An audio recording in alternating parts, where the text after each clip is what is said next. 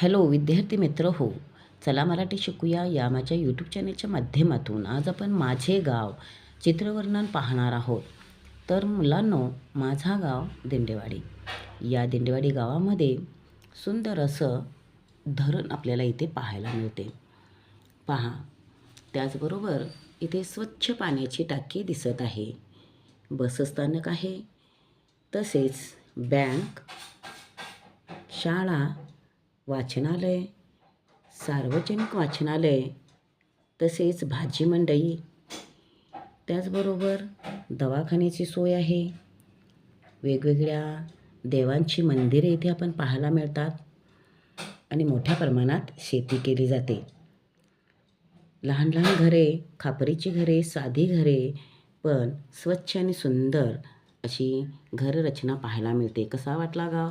कमेंटमध्ये लिहा. माझा गाव माझा अभिमान. धन्यवाद.